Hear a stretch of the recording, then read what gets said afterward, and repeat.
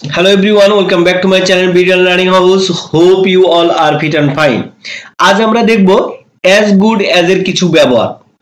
as good as এর বাংলা অর্থ হচ্ছে বলতে গেলে। বাংলা সেন্টেন্সের মধ্যে আমরা যখন দেখব যে বলতে গেলে তারা সুখী ছিল না, বলতে গেলে আমি তার সম্পর্কে সব জানি, তার কর্মজীবন বলতে গেলে শেষ। দেখেন এই যে প্রত্যেকটা বাংলা সেন্টেন্স যেগুলো আমি বললাম প্রত্যেকটার মধ্যে কি আছে বলতে গেলে। এই ধরনের যখন সেন্টেন্স আমরা মেক করতে যাই বা বলতে যাই তখন আমরা কি বলতে পারি না বা আমরা এক্স্যাক্টলি জানি না যে এর অর্থ হচ্ছে as good as। ওকে, তাহলে বলতে গেলে যখন আমরা বোঝাতে চাবো এইটুক কথাটুক তখন সেই জায়গায় আমরা ইউজ করব as good as। ওকে, আর এই যে as good as আমাদের কাছে একটা সিম্পল টপিক মনে হচ্ছে হয়তো, কিন্তু আমরা যদি এইভাবে প্রত্যেকটা দিন ছোট ছোট টপিক হাতে ধরে ধরে প্র্যাকটিস করি, হ্যাঁ, তাহলে দেখবো যে আমাদের কি একটা সময় পরে ইংরেজি যে ফ্লুয়েন্সিটা সেটা কি বৃদ্ধি পেয়েছে। ইভেন আই নো যে there is no alternative way by which you can improve your English fluency, তাই নাকি? সেখানে কি আর অন্য কোনো অল্টারনেটিভ ওয়ে বা এনাদার ওয়ে আছে যে মাধ্যমে আপনি ইংরেজি আপনার স্কিলটা ইমপ্রুভ করতে পারেন ইংরেজি না শিখে? ডেফিনেটলি সেখানে কোনো ওয়ে নাই। আমরা যদি ইংরেজি শিখতে চাই ডেফিনেটলি আমাদের কি করতে হবে, প্র্যাকটিস করতে হবে। তো চলুন আমরা ছোট ছোট কিছু সেন্টেন্স প্র্যাকটিস করি। ওকে, দেখেন আমি যদি বলি যে বাংলা যেমন বলে না যে বলতে গেলে সে একজন সৎ মানুষ, বলতে গেলে সে একজন সৎ মানুষ, তাহলে কি বলছি as good as। as good as মানে বলতে গেলে সে একজন সৎ মানুষ, তাহলে কি হচ্ছে হি বা সি যেটা বলেন he is an honest man বা পারসন যেটা বলেন বা পিপল বলতে পারেন honest ম্যান।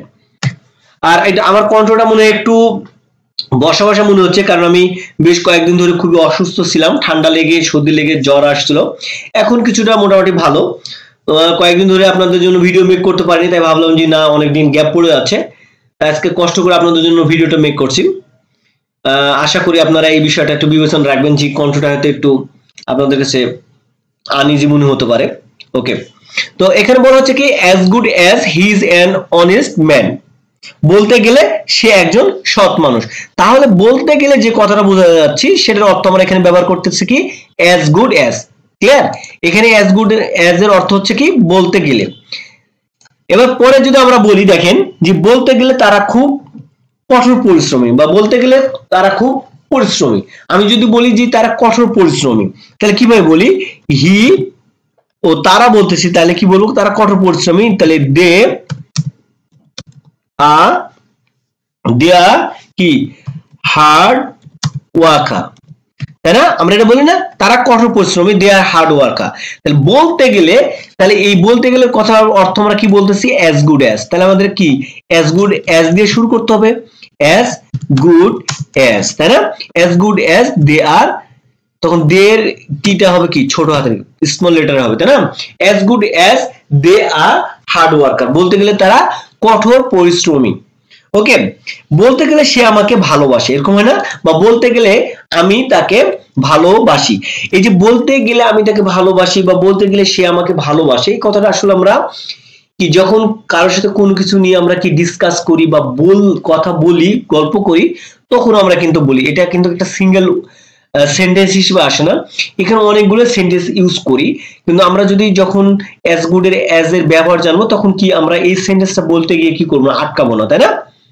তাহলে বলছে কি বলতে গেলে সে আমাকে ভালোবাসে, তাহলে কি বলবো as good as he কি loves me। loves me কেন হলো, হিটা থার্ড পারসন সিঙ্গুলার নাম্বার হওয়ার জন্য, তাই না? তাহলে বলতে গেলে সে আমাকে কি করে ভালোবাসে। বা আমি যদি বলি যে বলতে গেলে আমি তাকে ভালোবাসি বা বলতে গেলে তারা আমাকে ভালোবাসে, জাস্ট কি হচ্ছে এখানে সাবজেক্ট চেঞ্জ হচ্ছে আর সাবজেক্টের পরে একটা ভার্ব বসতেছে, ভার্বটা সাবজেক্টের উপর নির্ভর করে হবে, তাই না? বা আমি যদি বলি বলতে গেলে সে আমাকে আর ভালোবাসে না, তাহলে as good as he কি ভালোবাসে না, doesn't love me কি anymore, মানে সে আমাকে আর ভালোবাসে না, তাই না? আর ভালোবাসে না। এবার আসেন যে বলতেছে বলতে গেলে তারা সুখী ছিল না, এরকম হয় না যে কারো মাঝে কোনো সেপারেশন হয়ে গেছে বা ডিভোর্স হয়ে গেছে, তখন আমরা বলি যে বলতে গেলে তারা সুখী ছিল না, এই জন্য তারা কি হয়ে গেছে, তারা তাদের মধ্যে সেপারেশন ঘটেছে, তাই না? আমরা এই কথাগুলো বলি। তাহলে কি বলবো? as good as they were not happy, তারা সুখী ছিল না, they were not happy, as good as they were not happy। তাহলে এট এ টাইমে কিন্তু আমরা টেন্সও শিখে যাচ্ছি, তাই না? যারা হয়তো আমরা বিগিনার বা বেসিকে আছি তারা কিন্তু দেখেন আমরা এটা শিখে যাচ্ছি। আমরা as good as এর ব্যবহার না জানলে এটা শিখছি যে তারা সুখী ছিল না, they were not happy, বা সে আমাকে ভালোবাসে, he loves me, they were not hard worker, sorry they are hard worker, তারা খুব কঠোর পরিশ্রমী। তাই দেখেন এই আমরা সিম্পল সেন্টেন্স শিখতেছি, তাই না? এখানে কিন্তু কি আমি অনেক সিম্পল সেন্টেন্স ইউজ করছি, জাস্ট সিম্পল সেন্টেন্সের সাথে কি করতেছি, বলতে গেলে as good as ইউজ করছি, তাই না? বলতে গেলে। ওকে, এরপরে দেখি যে বলতেছে যে বলতে গেলে আমি তার সম্পর্কে সব জানি, এরকম বলে না? বা বলতে গেলে সে আমার সম্পর্কে সব জানে, যদি আমরা বলি বলতে গেলে সে আমার সম্পর্কে সব জানে, তাহলে as good as he know, যদি আমি বলতাম তাহলে I know, আর সে জানে মানে আমার সম্পর্কে সব জানে, তাহলে as good as he knows everything, everything, তাই না? as good as he knows everything কার সম্পর্কে? about me, তাই না? আমার সম্পর্কে, about me। এখানে যদি বলতাম যে আমি তার সম্পর্কে সব জানি, তাহলে বলতাম যে as good as I know, তখন knows হতো না, তখন হতো know হতো, তাই না? যেহেতু I হলো ফার্স্ট পারসন সিঙ্গুলার নাম্বার, তাহলে as good as I know everything about you, হতো, বা সে তার সম্পর্কে সব জানে, যেটা বললাম যে as good as he knows everything about me। ওকে, এবার দেখি বলতেছে যে তার কর্মজীবন বলতে গেলে শেষ, এরকম বলি না যে তার চাকরি প্রায় শেষ বা তার কর্মজীবন বলতে গেলে প্রায় শেষ, তার কর্মজীবন বলতে গেলে শেষ। তাহলে কিভাবে বলবো তার কর্মজীবন? তাহলে his career is as good as over, over হবে না, উচ্চারণ ওভার করবে না, বলবেন ওভার। ওকে, ওভার। তাহলে his career, তাহলে his career is কি? as good as over, his career is as good as over, তার কি কর্মজীবন বলতে গেলে শেষ। দেখেন তার কর্মজীবন মানে তার কর্মজীবন নিয়ে আমি কথা বলতেছি, এই জন্য আমরা সেটাকে আগে বসাইছি, his career is as good as কি? over, ঠিক আছে? তার কর্মজীবন বলতে গেলে শেষ। আপনি as good as এটা আগে দিলে হবে না, যে as good as his career is over, এটা দিতে পারেন, কিন্তু এটা বেটার হবে যে his career is as good as over। দেখেন এটা কি লাগছে, একটু সুন্দর লাগতেছে, তাই না? এবার আমরা বলছি যে আমার, বা বলতে গেলে আমার কি সারা জীবন শেষ, বা বলি না যে আমার সারা জীবন বলতে গেলে শেষ, এরকম হয় না? যে আমার তো প্রায় বলতে গেলে সারা জীবনই শেষ, এরকম হয় না? যে আপনি যে এতদিন ধরে চাকরি বাকরি করলেন, কিন্তু আপনি কত টাকা সেভিং করলেন বা কত টাকা জমালেন, এরকম যখন বলা হয়, তো বলতে গেলে তো সব টাকা শেষ করে বলছি, কারণ আমার বলতে গেলে তো আমার সারা জীবন প্রায় শেষ, তাই না?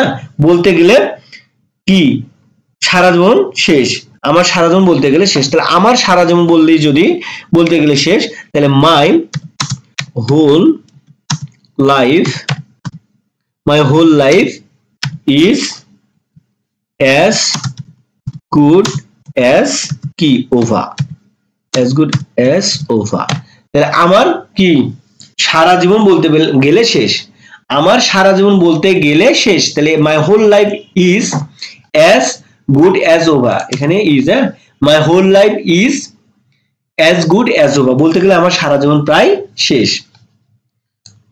অলমোস্ট ওভার, প্রায় বললে অলমোস্ট ওভার বলবেন। ওকে, আবার যদি বলি যে বলতে গেলে সে একজন সাধারণ মানুষ, বলতে গেলে সে একজন সাধারণ মানুষ, তাহলে as good as he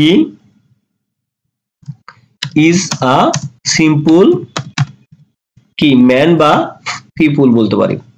তাহলে as good as he is a simple man, as good as he is a simple man বলতে গেলে কি সে একজন সাধারণ মানুষ। তাহলে এবার আমরা কিন্তু কি ব্যবহার করতে পারি? as good as ব্যবহার করতে পারি। এই জায়গায় একটু কি হয়েছে, এই দুইটা সেন্টেন্স একটু চেঞ্জ হয়েছে, মাঝখানে দেখেন ব্যবহার হয়েছে, যে বলছি যে his career is as good as over, আপনি যদি এভাবে বলেন as good as his career is over, বলতে গেলে তার ক্যারিয়ার প্রায় শেষ, both are same।